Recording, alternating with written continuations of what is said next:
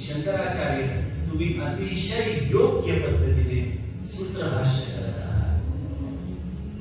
असे सगुण साक्षात्कार देखील घडतात. हा देखील परमार्थामधला एक टप्पा, हा या दोघांच्या मधल्या चरित्रातला सम्यक दुवा मला दिसतो. आणि शेवटचा आहे तो म्हणजे दोघांनाही प्राप्त झालेला अद्वैत बोध. एक सगुण उपासनेच्या मार्गाने समर्थांची साधना दिसते, पण समर्थ सगुण उपासना करत असताना जर तुम्ही संपूर्ण दासबोध वाचाल तर संपूर्ण दासबोध हा ज्ञान प्रधान आहे. जरी समर्थांनी इथं फलश्रुती दिलेली असली, चौथ्या चोवीमध्ये पहिल्या समासात सांगितला की भक्तीचे योगे देव निश्चय पावती मानव ऐसा आहे अभिप्राय ग्रंथीचा, पण भक्ती रूपाने समर्थांनी दासबोधामध्ये त्या मानाने कमी गोष्टी सांगितल्या.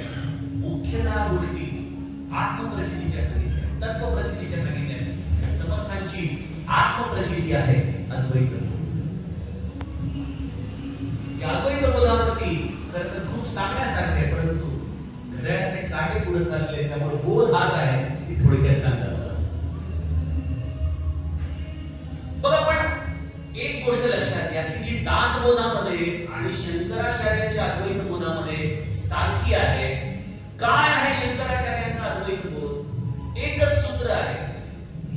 जे दासबोधाचे अभ्यासक आहेत त्यांना हे सूत्र कळेल की शंकराचार्यांनी अद्वैत बोधामध्ये एक सूत्र सांगितलं की उपादान कारण आणि निमित्त कारण हे एकच आहे. हा अद्वैत बोध आहे. आता आपण म्हणाले उपादान कारण काय, निमित्त कारण काय?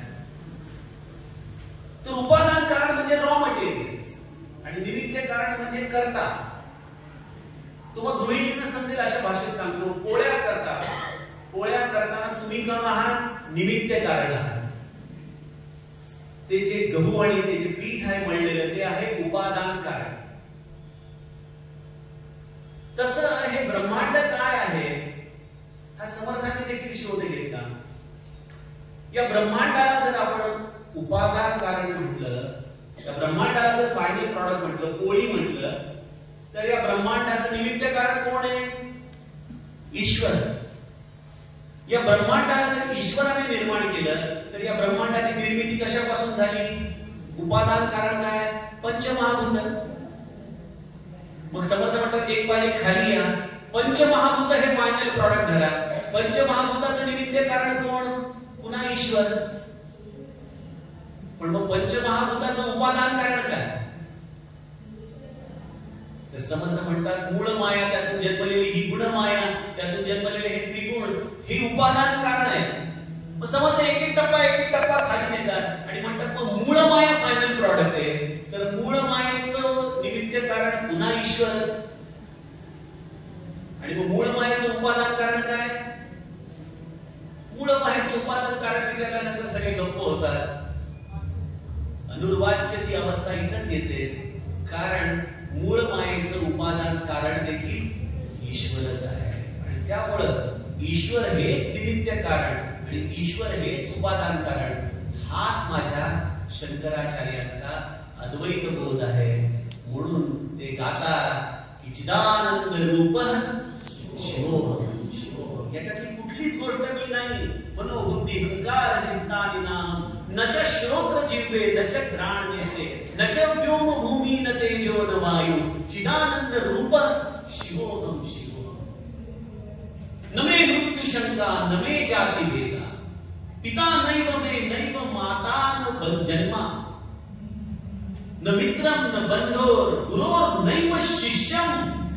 अरे कोणी गुरु नाही, कोणी शिष्य नाही, कोणी बंधू नाही, कोणी मित्र नाही, कोणी आई नाही, कोणी वडील नाही, कोणीच नाही. मी कोण आहे? चिदानंद रूप शिवोहम शिवोहम.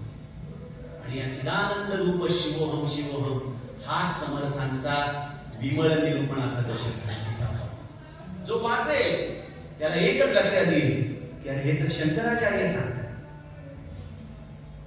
तत्वबोध आहे अद्वैताचा. समर्थांना सज्जनो तुम्ही मनुष्य समजू नका.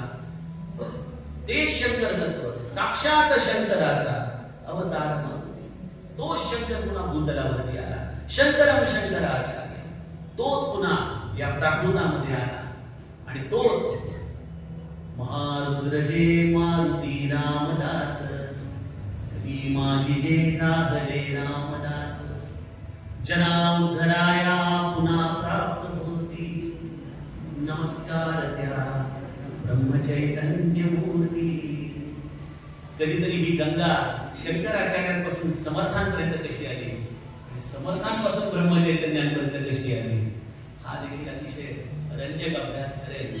कधीतरी भगवंताची कृपा झाली तर तो देखील आपण चिंतनाचा विषय घेऊया. आज या सर्व महापुरुषांना वंदन करूया आणि त्यांच्या कृपा आशीर्वादाने हे 2 दिवसाचं ज्ञानात्मक चर्चेचं सत्र संपूर्ण झालं, विराम पावलं. सगळी झालेली सेवा समर्थ चरणी अर्पण करून मी माझ्या वाणीला विराम देतो. जानकी जीवन स्मरण जय जय